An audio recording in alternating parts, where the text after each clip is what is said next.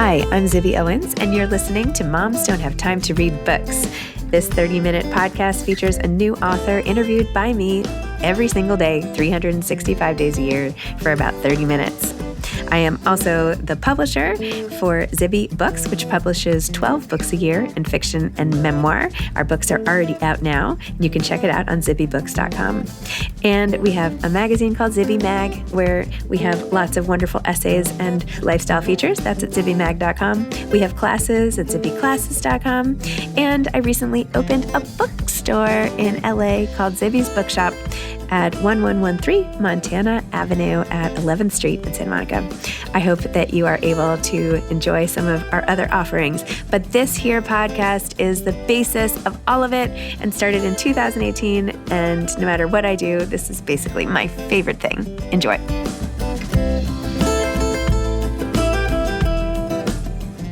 Ruta Sepetys is the author of You, the Story, A Writer's Guide to Craft Through Memory, guest hosted by Julie Chavez, author of Everyone But Myself, which comes out in January of 2024 from Zibby Books, and the host of Ask a Librarian, the podcast. Ruta Sepetys was actually on this podcast already, and I had the pleasure of interviewing her already, so Julie took it this time. Ruta is an internationally acclaimed #1 New York Times bestselling author of historical fiction published in over 60 countries and 40 languages. Sepetys is considered a crossover novelist, as her books are read by both students and adults worldwide. Winner of the Carnegie Medal, Ruta is renowned for giving voice to underrepresented history and those who experienced it. Her books have won or been shortlisted for over 40 book prizes, and they're included on over 30 state reading lists and are currently in development for film and television. Wow. Ruta is the daughter of a Lithuanian refugee. Born in Michigan, she was raised in a family of artists, readers, and music lovers. Ruta is passionate about the power of history and story to foster global dialogue and connectivity.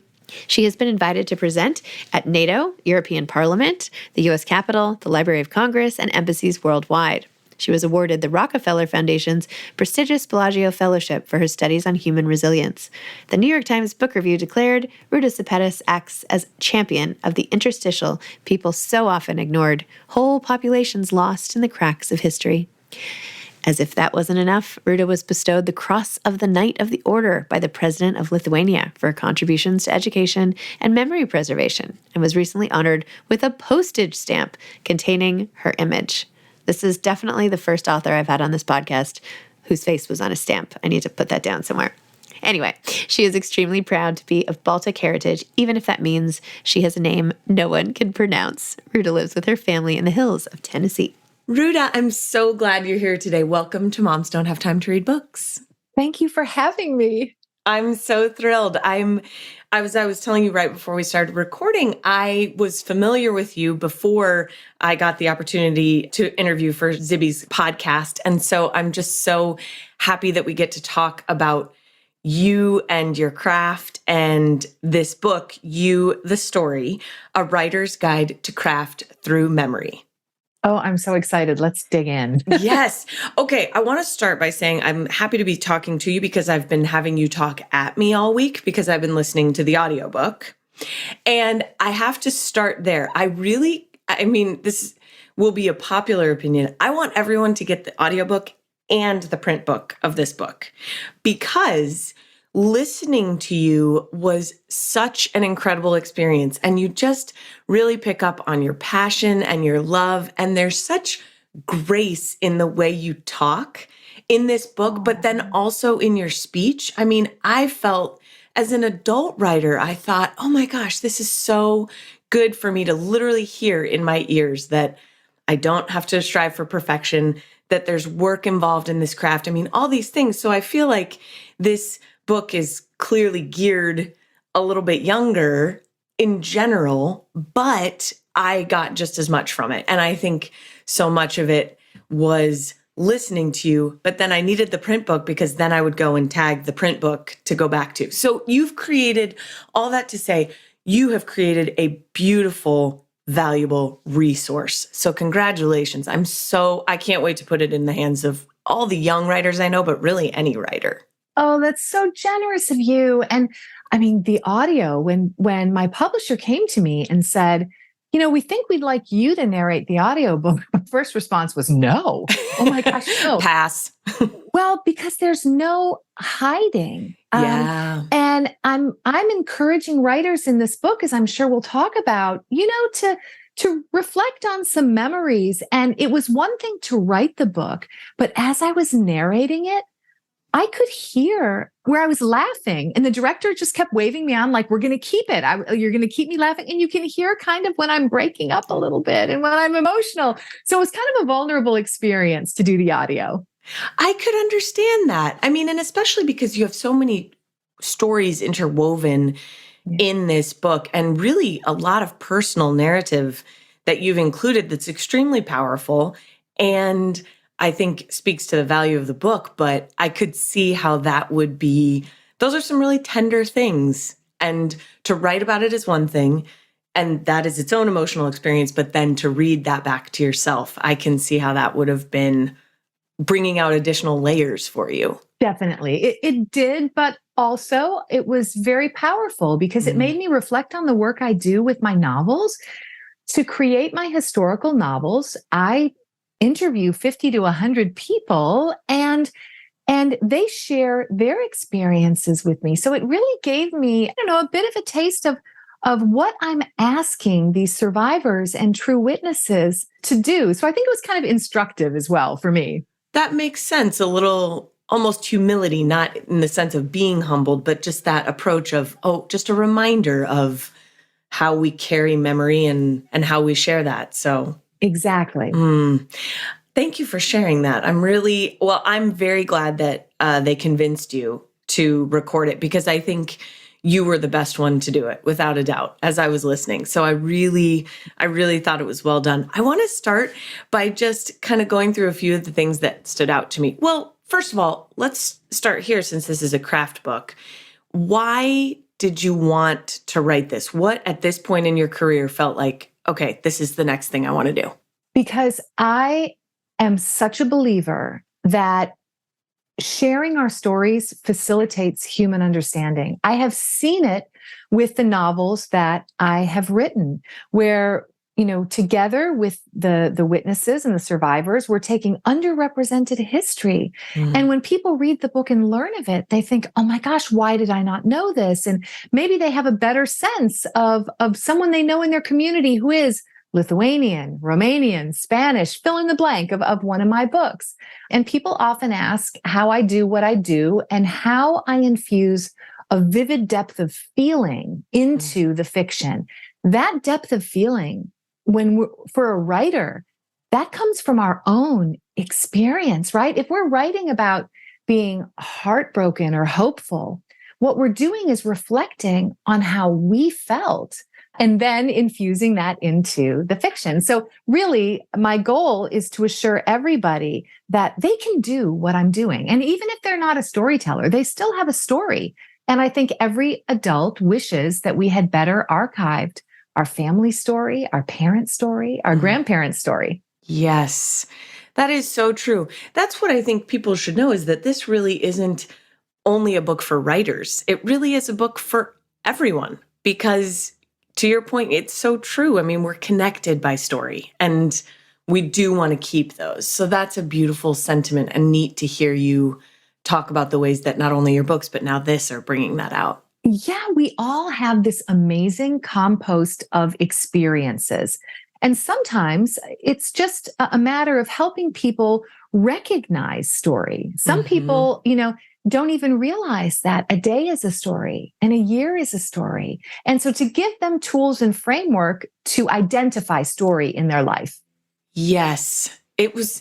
And it's so well done. Like I said, I mean, you have the chapter, and then you have a recap, which is great for, anyone who has a short-term memory situation like Dory and myself.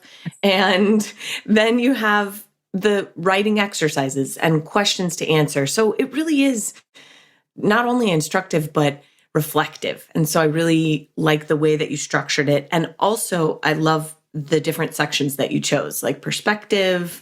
Some of the other ones, I was really stuck on perspective for a while because I wanted to reread it. Dialogue, research, plot, character development. And also I have to say you do a really good job of I think it was in the plot chapter.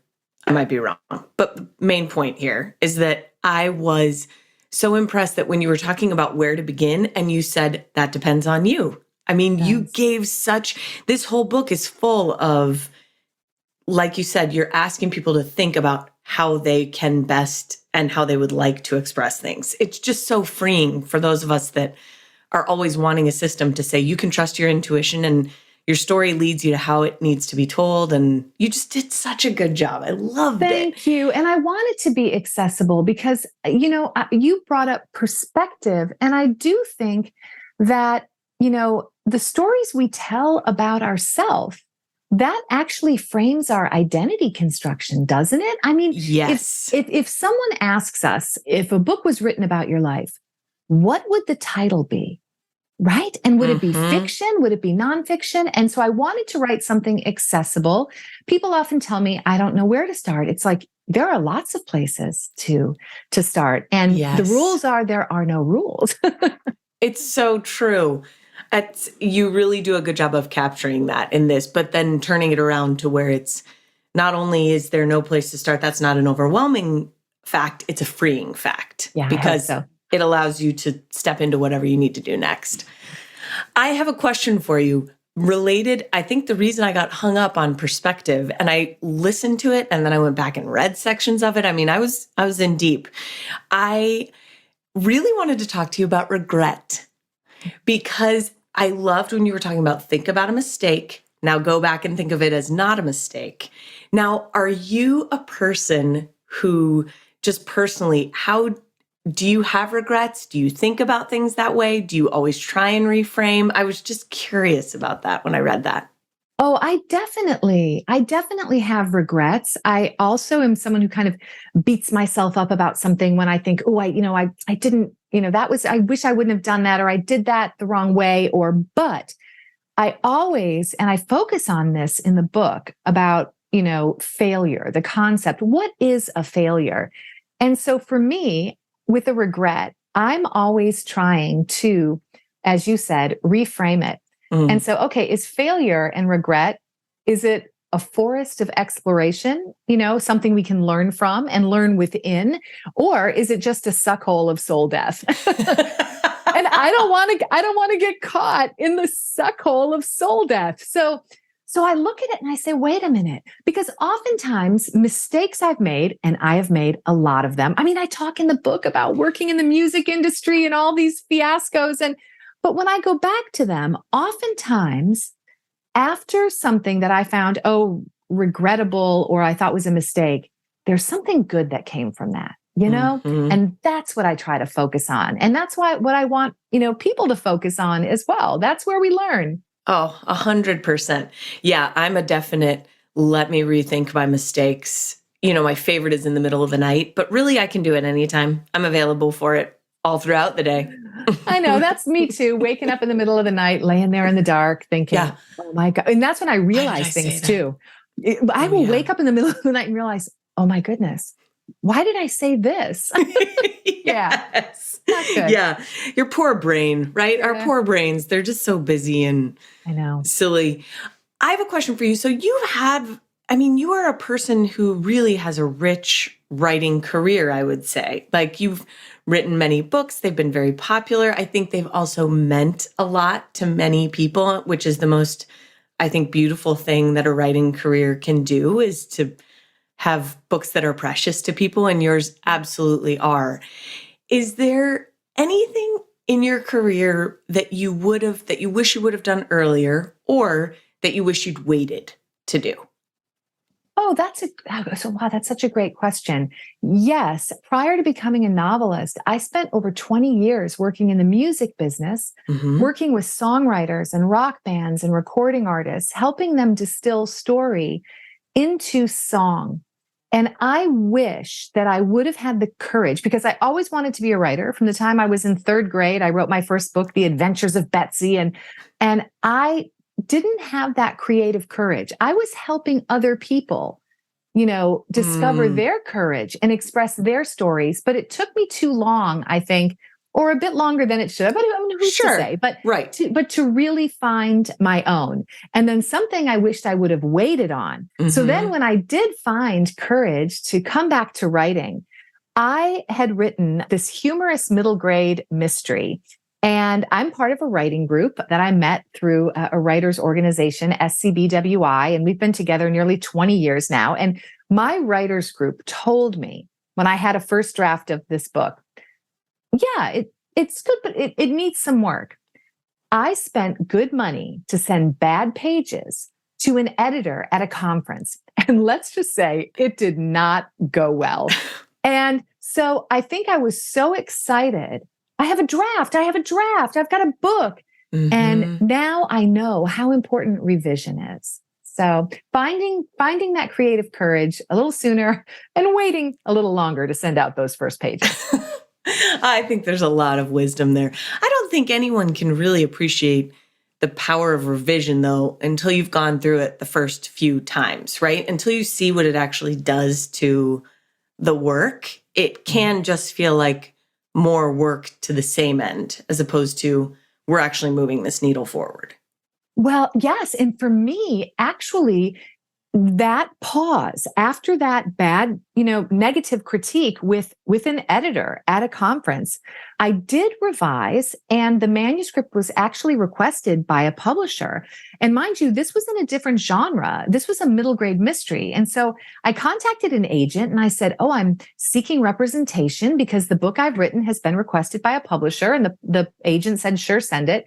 And at the last minute, I decided to also include 5 pages of this historical novel that I had been working on. And the agent contacted me and he said, this middle grade mystery, I can see why the publisher is requesting it. And he said, but these lonely 5 pages, your authentic voice is it's in these pages, Ruta. You want to write historical fiction. Why aren't you doing that? And oh my goodness, this agent I respected. And so that pause of, wait a minute, I'm not going to just send the book to the publisher right away. I mean, my authentic voice is in historical fiction. And I learned I was writing humor because I was trying to distract, people away from some heartfelt messages, things that I felt. It was easier to cope with them through humor than really going at them straight on through historical fiction.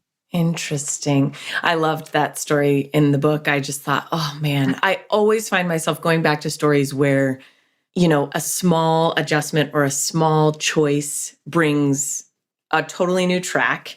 And then also the people that appear in our lives that say something at the right moment that just changes everything. I love hearing about that. Me too. But also, we have to be open to it. I discussed in the book that when I was younger, feedback really, the way I interpreted feedback sometimes was based on, as I said just a few moments ago, like my own identity construction. I don't want to give away a story in the book. People can read it, but I had the opportunity to have lunch with this major music mogul, and he gave me some feedback that really dented me, that really hurt me, only later to realize, that I had misinterpreted that feedback.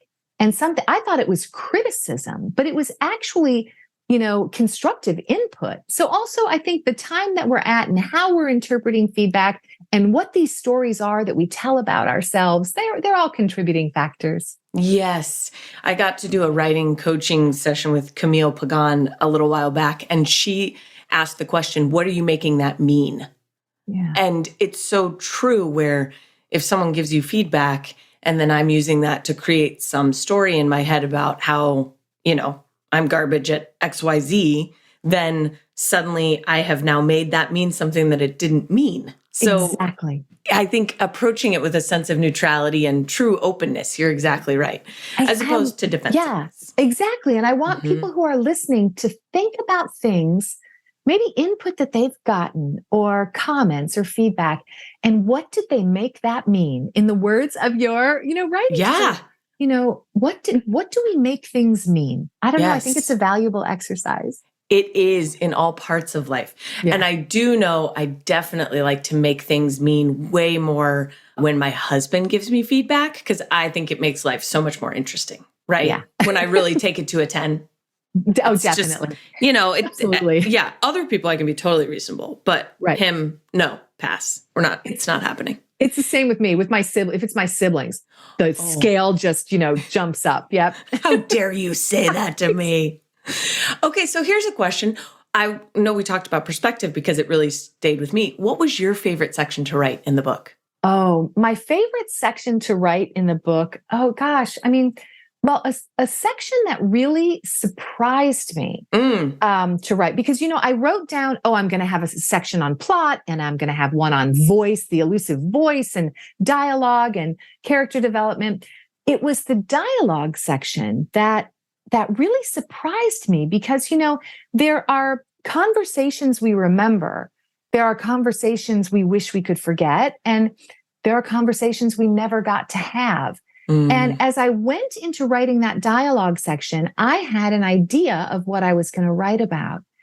And then that changed. And I was reflecting on some interesting conversations that led me to realize that sometimes when we revisit, some of those old conversations, they can bring new meaning. And I did that and reflected on some conversations that I had with my father.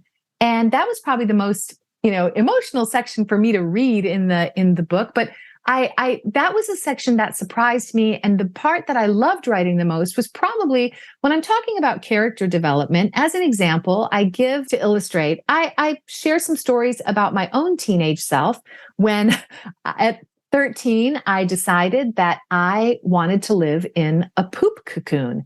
And I'm not going to give it away for readers. This is, talk about turning yourself inside out for the sake of this book. You really did. Yes. So that was my favorite part. Why was it? Because at the time that I was going through it, my teenage self, it was so dramatic for me, what I was describing. But now, with a buffer of time and a different altitude, I was actually laughing at some of these experiences. And that made me realize that it was not only maybe a deeply lived experience, but a healed experience. And that's what writing can do for us. Sometimes, we have these realizations as we're writing. And so, that was probably my favorite part, describing my nutty teenage self. You had so many great stories about your teenage self. It just made me think back to my own, but a willingness to revisit those, because I know I'm someone that never kept a journal because I'm I should use a growth mindset here, something I'm working on, not yet, but basically this idea that I have a hard time looking back because I tend to overanalyze mistakes, or because I really zone in on the wrong things. So it was like I didn't want to make a record of my own stupidity and then write it in, a form that I could look at later. But a willingness to revisit that, you're right, it can become a healed experience because you see it with a different filter now. We're adults, and you have so much more grace and wisdom to revisit that. So what a wonderful thing, as opposed to thinking, I'm looking back to judge this. I'm looking back to explore it, to mine it, to see what's there. Exactly. And I kept telling myself, okay, don't write to condemn, write to comprehend. And that's what was happening as I was writing through some of these things. And I was laughing. And again, I just want to reassure everybody that you all have, like I say, this compost of experiences to draw from. And it's how you reflect upon it and describe it that makes it interesting. Not necessarily that you had to travel to some far-flung place or experience, something really, miraculous. No, the way you feel is miraculous. And the way you describe it, that can be miraculous too. Yes.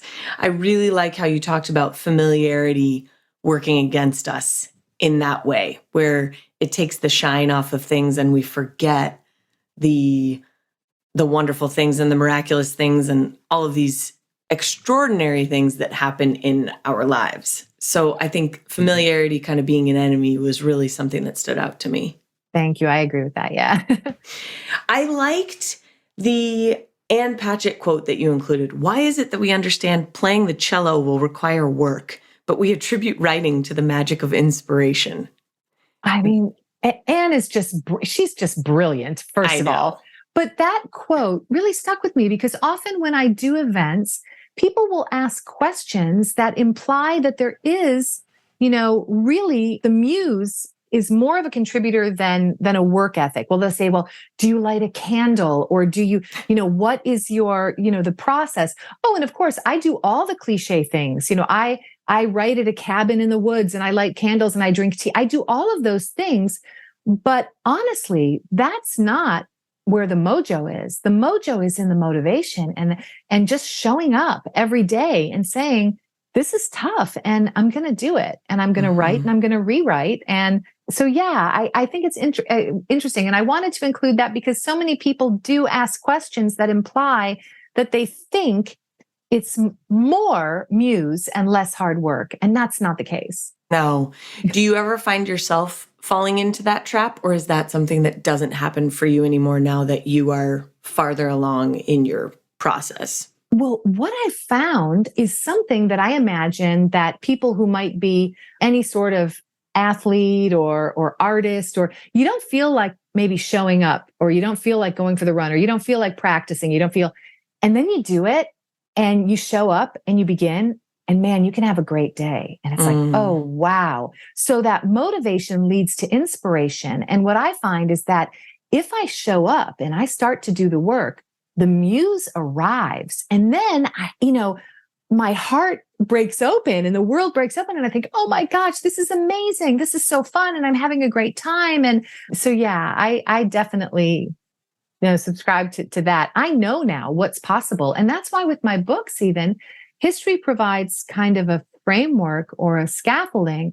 but I don't outline too tightly because I love that creative process. And when the muse does show up and say, hey, what if you did this? And I think, oh my gosh, I love that idea. So yeah. That's really neat to hear. Now, what do you think? So you're starting to talk about this book with people, and I would guess that you have some younger people that you're talking with about it and older. But what's your, it's so hard to distill it. Obviously, the main takeaway is you need this book and you should buy it. But also, what do you tell a kid or a young person or a person who's just starting out writing if you're trying to distill it down? What's the one thing you would start with, I guess?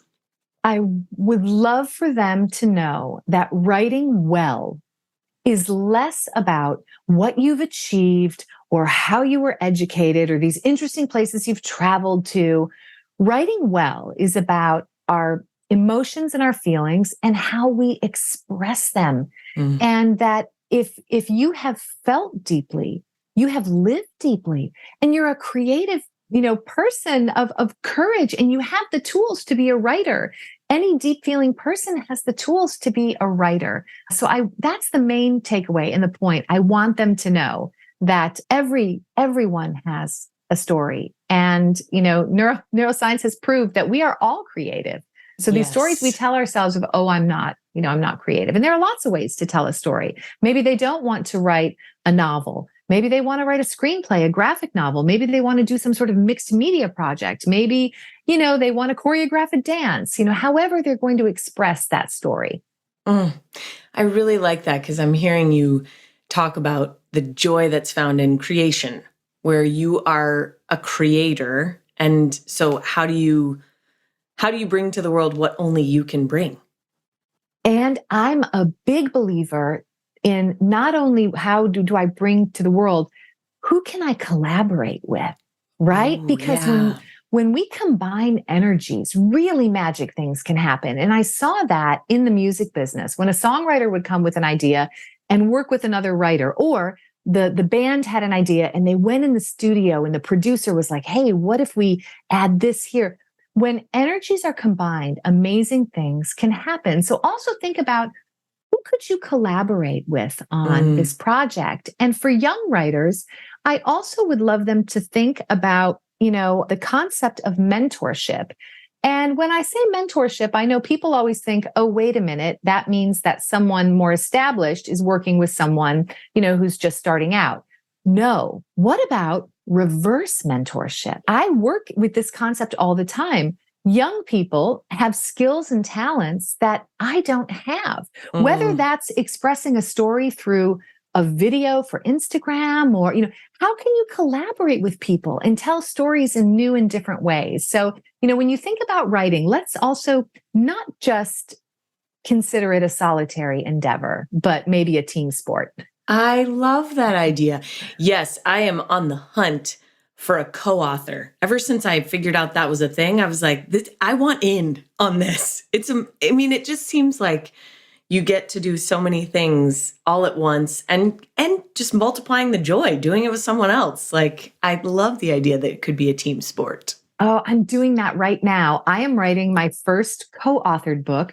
I normally write historical fiction. I am collaborating with the master of historical nonfiction, Steve Schenken, who is, 3-time National Book Award nominee. I mean, he's won every prize, right? And so we are getting together and the draft is done. And I have to say, it was absolutely a blast. And the world was so much less lonely. When I was, trying to find these obscure things for research, and I would mention to him, I'm on the hunt. And he'd say, wait, I have that. And vice versa. And then I would say, wait, Steve, I have this. And we got to research together and travel.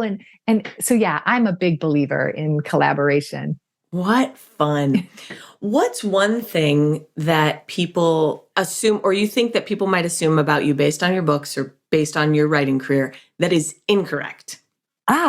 First, I think people might assume because of the detail and the research involved, and also some of the heavy historical topics that I write about, that I am perhaps a dark and somber person. And that's not it at all. Or some people think, wow, you must really be dark to be attracted to these heavy and sad historical topics. But it's actually just the opposite.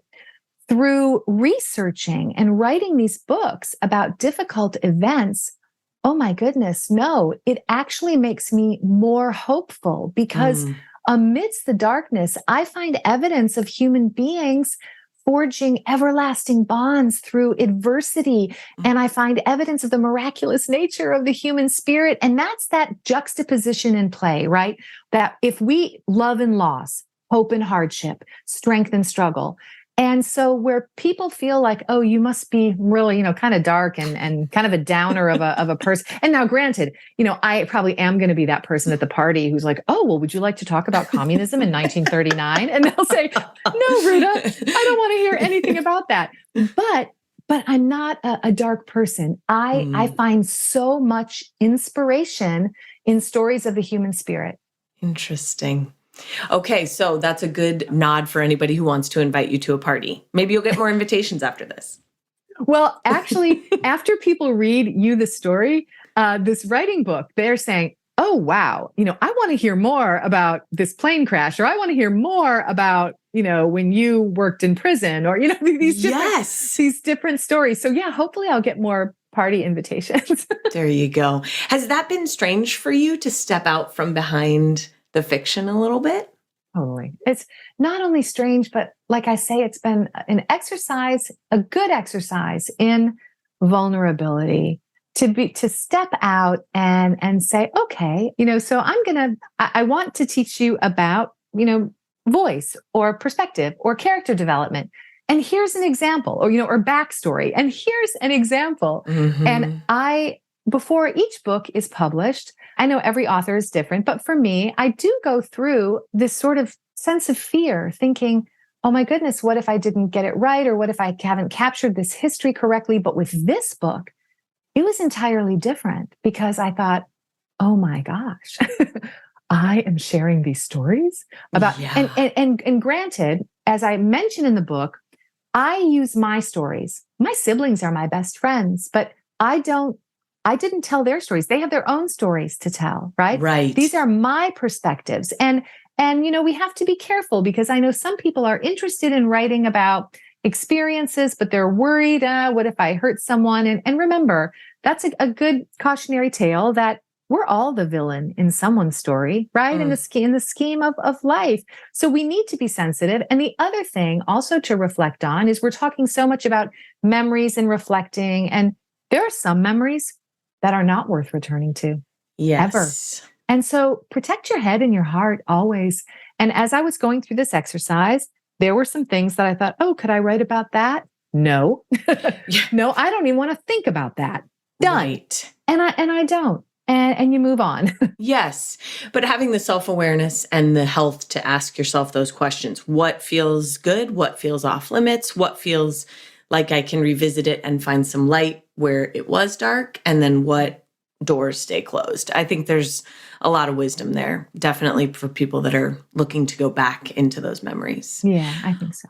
Well, I feel like we should finish up with just talking about your mom, because listening to you say her little voicemail snippets in the book, I could not stop laughing, because my mom does the same thing. And I do the same thing occasionally to my children. Like, I'll say something, I'm like, wow, thanks for the downer, Mom. Like, but the way you said it, hi, love, it's me.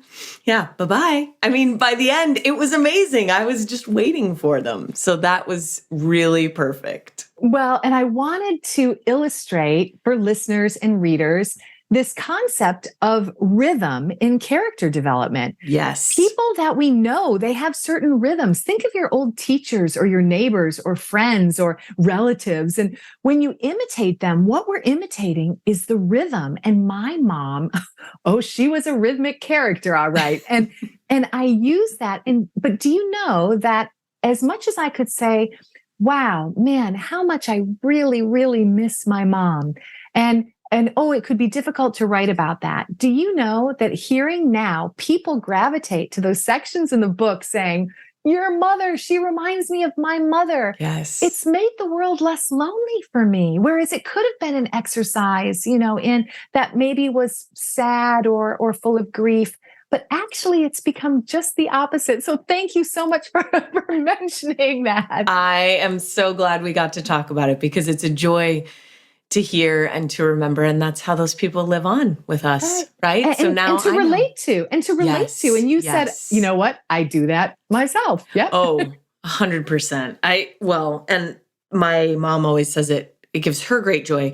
But what she says to me is, mirror, mirror on the wall, I am my mother after all. Right. And so that happens to me quite often. To me too. What are you going to do? Well, Ruta, this was a joy. And I am so very happy that you provided this book, because as a person who works with young people and talks about writing with them, I mean, this is just going to be such a valuable tool, and I can't wait to put it in their hands. So thank you for taking the time, and thank you for taking the pieces of yourself that you had to explore and set aside to make this come into being, because it's just going to be a gift to so many. So thank you. Oh, thank you so much. And I really hope that people do consider, this question, if a story was written about your life, what would the title be? Think about that. Just take a moment and think about that. That's a good first step. That is a good first step. I will try not to think about that in the middle of the night. Exactly. It'll be perfect. Well, thanks for the time today. Thank you. Thanks for listening to this episode of Moms Don't Have Time to Read Books. Don't forget to follow me on Instagram at Zibby Owens and at Moms Don't Have Time to Read Books. Also sign up for my newsletter at zibbyowens.com and sign up for my virtual book club and meet lots of authors on Zoom every other week. Thanks so much to Steve and Ryan at Texture Sound for the sound editing. And thank you to Morning Moon Productions for providing this fantastic intro and outro music.